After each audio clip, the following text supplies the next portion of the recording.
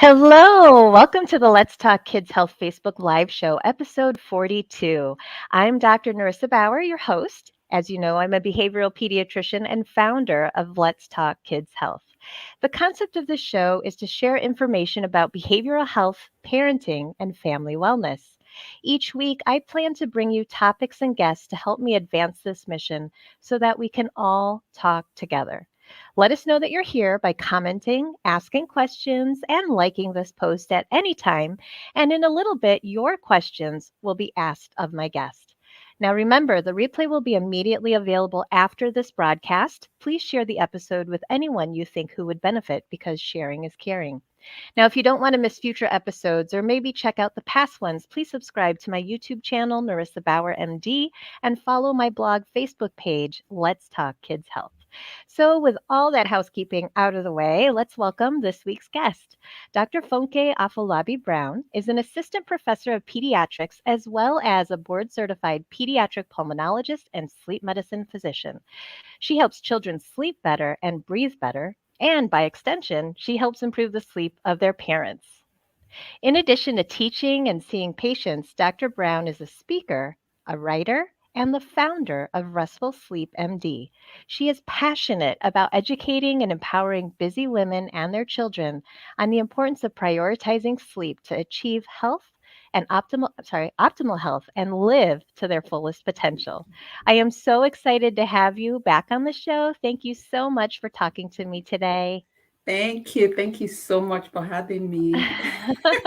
This is such an important topic, ADHD and children Mm, and sleep. So I know that there are several, there, I can already see people watching, tuning in. So why don't we go ahead and get started? Now, remember, yeah. everybody, this is a general discussion. Please always take the information that you hear on this broadcast and talk to your child's pediatrician or team specifically. Okay. So now, what are some of the common sleep problems in children with ADHD that, you see a lot, and then maybe we can kind of start from there. Yeah, that's a great question actually. So, when I think about sleep problems in children and Mhm. in children with ADHD, typically developing children, regardless, I sort of put them in three different categories. So the first category I tend to put them in are more of the medical sleep problems. And so things like sleep apnea, Mm. restless leg syndrome, things like delayed sleep wake phase syndrome, in which children's sleep is sort of shifted and their bodies prefer a later bedtime. You see that more in that pubertal phase. Um, and then insomnia. Insomnia is also a very common one as well. So those are some, and I'm happy to go into a little more detail about those later. The other category that we usually see also are behavioral sleep problems. So usually what I say is it's not like your child has a bad behavior, they just have habits that they Mhm. got into, right? So that's the screen time or the multiple curtain calls or can you sleep with me, things like that. So that's the behavioral. And then the third are, it's the ADHD in itself. So what we do know with children with you know developmental differences, sometimes that impacts their sleep as well. So they may tend to be a little more anxious, or they may just really have a harder time, settling down. And so those are kind of the three broad categories. Yeah, no, that's really helpful. I like those three categories because it helps us kind of think through what the possibilities are. And I think as a behavioral pediatrician, I see lots of kids with ADHD with anxiety, and this question comes up all the time. So thank you for helping us kind of have a roadmap with which to Mm, start this conversation. So what if we start with this one? Because I get this question a lot. yeah. What about those curtain calls or the middle of the night wakings? Like, what's the best way for parents to handle that? Is there one right way? There is no one right way. Yes, that's a frequent one. That's a very frequent one. And it's very bothersome, and parents are exhausted, everybody's upset and frustrated. And so usually what I try to encourage families to look at is, before we even get to why they're waking up frequently at night, really try to pay attention to the beginning of the night.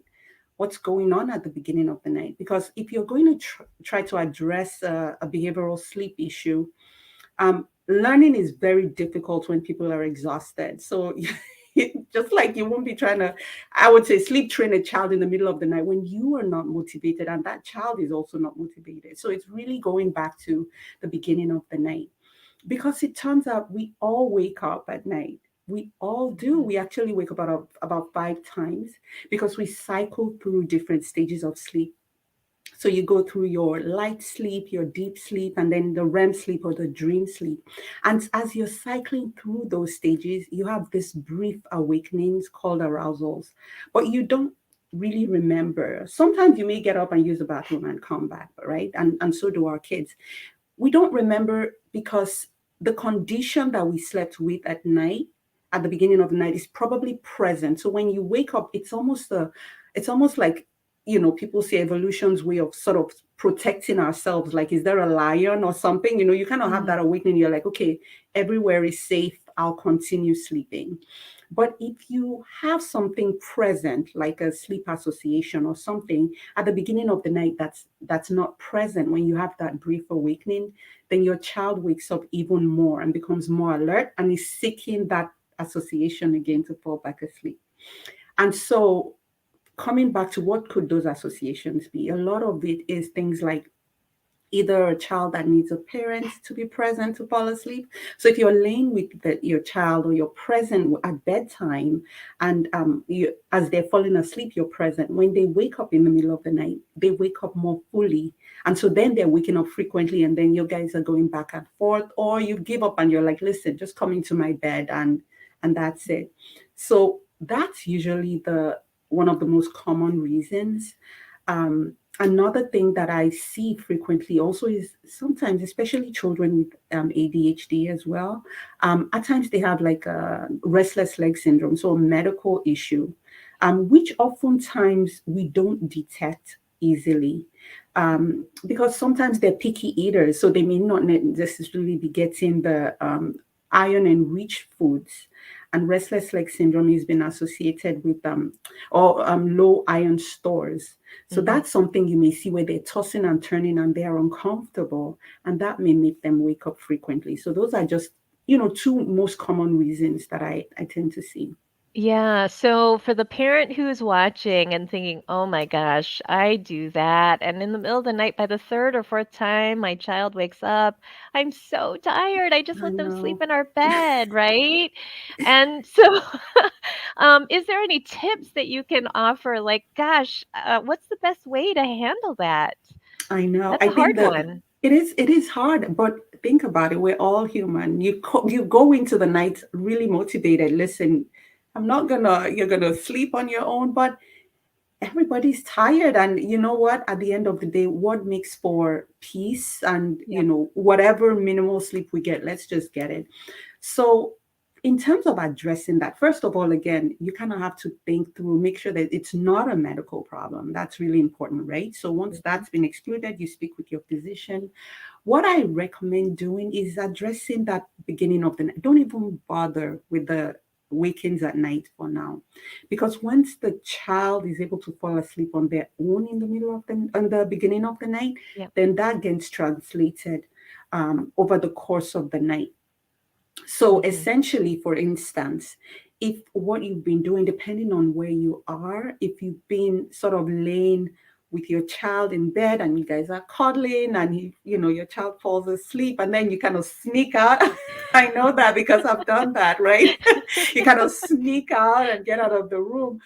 They're still sleeping, but then they have that normal awakening. They're like, oh, I had that Where's warm, mom? Yeah. where's mom? Where's mom? And so then they wake up more and they're like, so the best thing to do is kind of try to let's try to break that association. So either you start with, if you're laying down, um, you know, instead of laying down next to them, sit, grab a chair, sit, you're there, and be as boring and as unengaging as possible. They want to chat, let's talk about my day, blah, blah, blah, blah. No, no, no. It's bedtime now. I love you. I'm here, and just Gradually they fall asleep, and then slowly, say over 3 4 days, you start to move your chair towards Mhm. the door. um you really want to do this during a time when things are stable. So if there's going to be a drastic change, you're going to go on a trip or something, then just wait. Yeah. And so you slowly essentially move yourself out of the room. Usually on average it takes about 2 weeks Mhm. to be successful. So just hang in. Then sometimes people, people get away with sooner. While you're doing that, now, if your child wakes up in the middle of the night, just whatever it is you need to get everyone back to bed. Don't try to fix it. Don't try to do anything. If they want to come into your bed, if you need to go to their bed, that's fine. Just work on that first portion of the beginning of the night. Yeah, I love that because I think it can be really hard for some parents who get really stressed out or overwhelmed, and breaking it Yeah, down into little yeah, pieces is yeah, helpful. One other thing that I like to do too, if it, I love that. I talk to families about that fading technique. yeah, But when in the middle of the night, and just trying to very minimally, stay boring, don't turn on lights, like just yeah. bring your child back if you can. And if they insist on staying in your room, I often tell parents to just let them sleep on the floor rather than in your bed, because that's the hardest, I think. Yes, that's Uh, true. that association. Yeah, absolutely. That's a great one. I agree. I think that I'm just really trying, as frustrating as it may be, just try to avoid engaging. Like you Hmm. said, just redirect very calmly. Hmm. And it's fine. Like have a maybe a blanket or something on the floor, or a bed, or a mattress or something. So if they want to come lay there, Hmm. that's fine as well. But again, that as they start to learn that independence, usually then that will start to, you see the awakenings start to improve.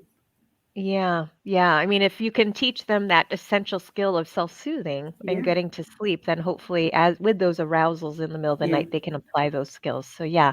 yeah, I mean, so you've mentioned several times, when kids have sleep problems, obviously, as a sleep medicine physician, you're thinking about what could this be other than behavioral? And I guess the question is, like, how do you know if there's a medical problem causing their sleep issues? yeah. That's a great question. So um, a lot of times children that do have medical sleep problems will have some kind of manifestation. One thing that even apart from the broad categories of medical sleep problems like sleep apnea, where you have partial collapse of your upper airway and your child is snoring and may have some either pauses in their breathing. Usually you'll hear that. So one thing I say is, if you have a child who is snoring outside of colds and Mm, outside of like allergy season, and they're snoring anywhere from 3 to 5 times a week, that should not happen. So you should have them seen by your physician, because that way they can either get a sleep study and things like that. So the snoring is something we may see, or really, really restless sleep, choking or gasping, things like that. So if you're mm, seeing that outside of them just having a typical cold, then you may want to pay attention. And then, or if they're waking up and they're just so exhausted, so they've had a decent amount of sleep at night, but they're still tired, mhm. or they're complaining of headaches and things like that. Those are cues or clues that your child might have a sleep problem. And so that's for sleep apnea. Okay. Yeah. Yeah. Other things like restless leg syndrome is, again, I see that very frequently in children Mhm. with ADHD.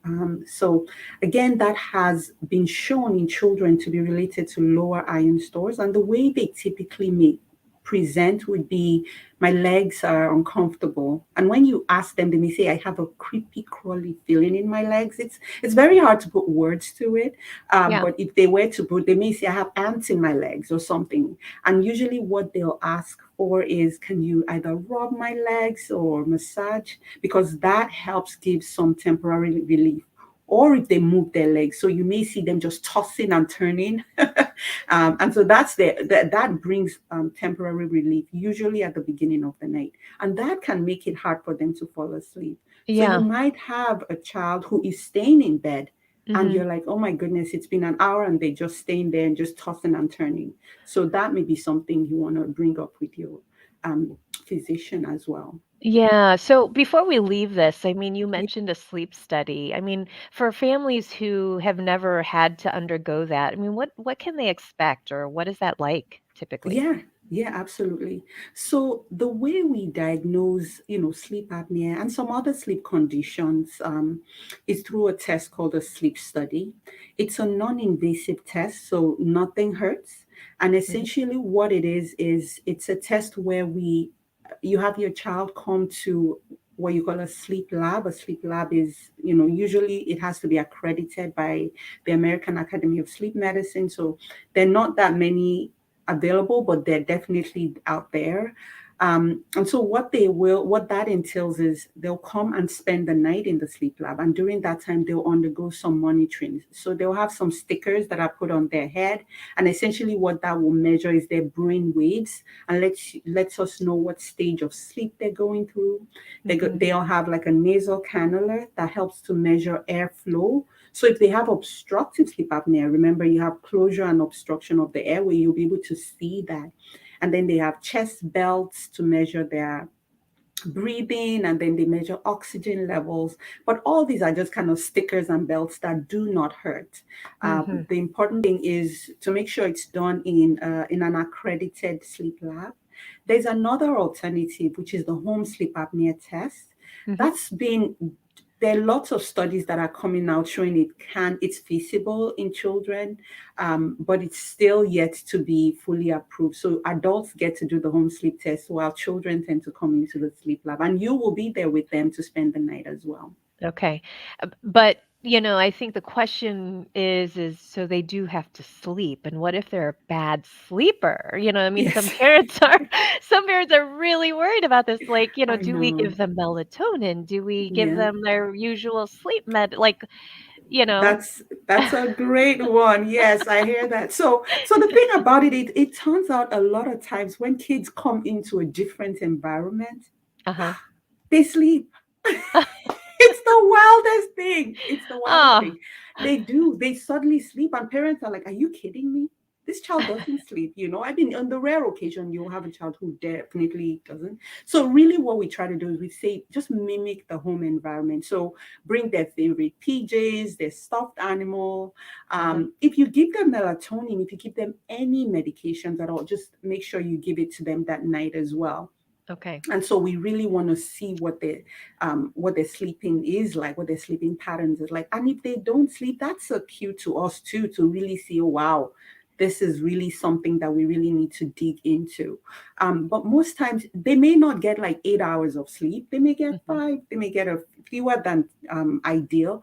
But usually that's enough for us to make a meaningful interpretation. So we'll be able to Yeah. see how many times do they stop breathing, how many times does their oxygen level go down, and things like that. And so then with that result, if they have sleep apnea based on certain criteria, then usually we'll refer them to the most common cause of sleep apnea in children is big tonsils, which is right at the back of your throat. And so we Mhm. may refer you to the ear, nose, and throat doctor for treatment.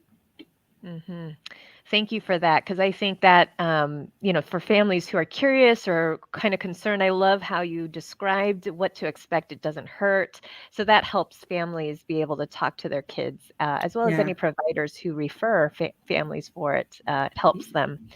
understand what to expect. Yeah. Okay. And so, guys, as you are watching, please make sure to leave any questions or comments in the post, and then we will talk about it. I have one more question because we did talk about melatonin. This is such a big one. I know. Um, so the question is, how does it work? And can it really help? Or is there a potential for addiction? Or should they try to do it for a little bit and then wean it off? And all of those questions in between. Yeah, yeah, I know, absolutely. So melatonin, our bodies produce melatonin. Melatonin is kind of the darkness hormone or the sleep hormone. So essentially what it does is it helps our bodies prepare to sleep Hmm. and really gets produced when there's darkness. So usually at nighttime. And for some children with ADHD, children with autism as well, there's been some studies that have shown that the production is not completely optimal. Mm. And so at times they may need supplemental melatonin. Our bodies produce, we need just a very little amount um, for our own, the amount, the melatonin we produce. But usually when you go out to the stores, you'll see melatonin 3 milligrams and 10 milligrams and things like that, really high Yeah. doses. But I think usually what I recommend is starting really low. And then, you can titrate or increase up. And so essentially what that does is it then helps promote sleep in children with ADHD or in children with insomnia or children who are just not able to sleep. The issue though is it's not a sleep aid, it's not a sedative, right? It's Mm. a sort of it's marketed as a supplement, right? So to get the best effect, usually what I would recommend is not just giving the melatonin and walking away. You really should also make sure that you're focusing on healthy sleep habits. And so, for example, one of the things I see frequently is if you're going to give melatonin, but you're going to have your child like on the screen, directly on the screen, then it's sort of negating that effect. Remember, it works best when it's dark. And so Mhm. some of those healthy sleep habits paired with using melatonin works, so sort of behavioral strategies and then using the melatonin is quite effective actually. And I mean, some of the studies have been done are out to about, I think, 5 years or so have shown it to be safe. Yeah. Um, the idea, though, is really you don't need to go super high. Sometimes just 1 milligram or so is usually sufficient. Mhm. Usually, I would recommend doing this in consultation with your physician as well. Mhm.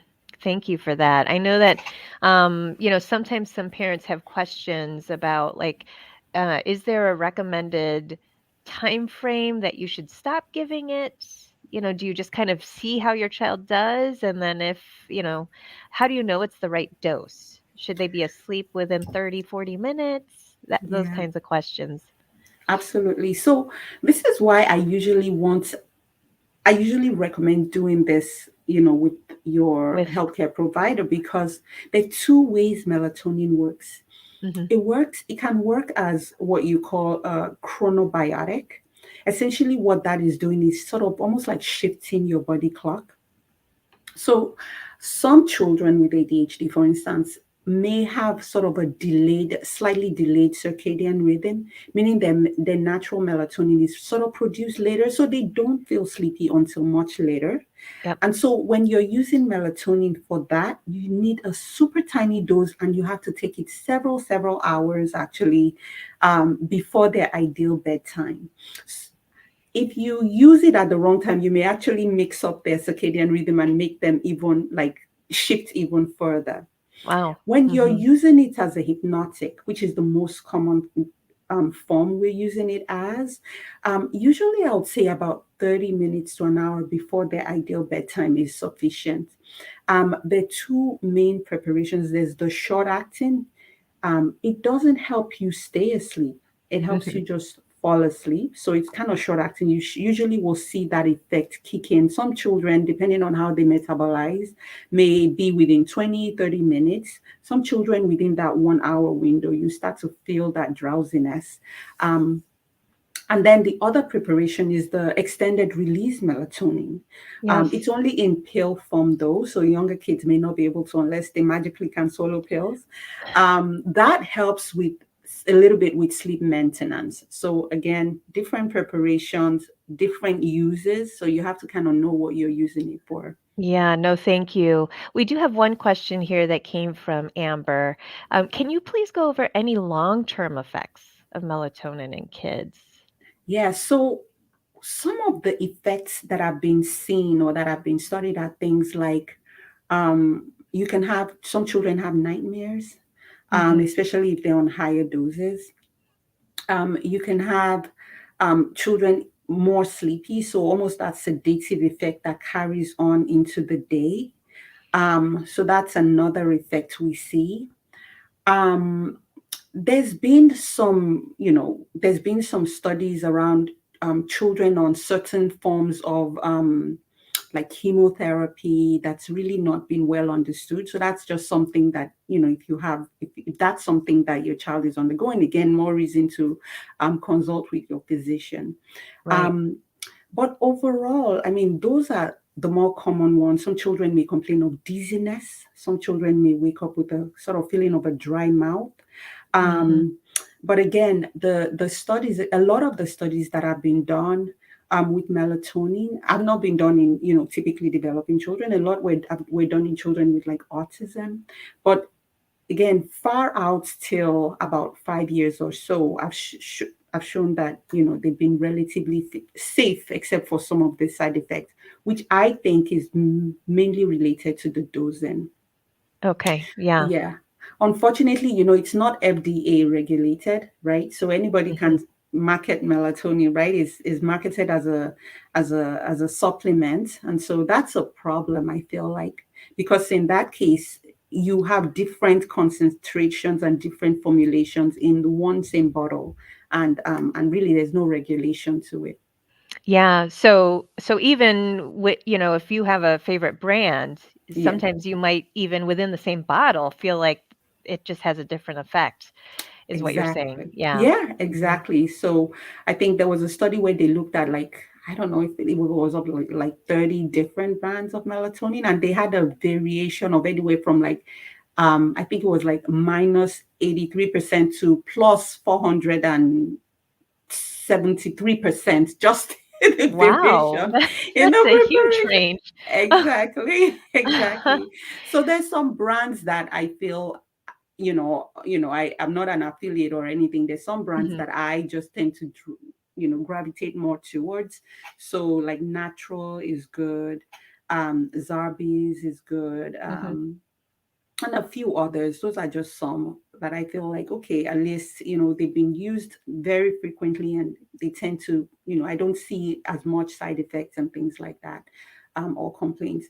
But that being said, if you've been using one particular brand for a while Mhm. and you just feel like you're not seeing the effects that you would like, one is to recheck again and say, okay, what's going on? Is my child, are we following healthy sleep habits?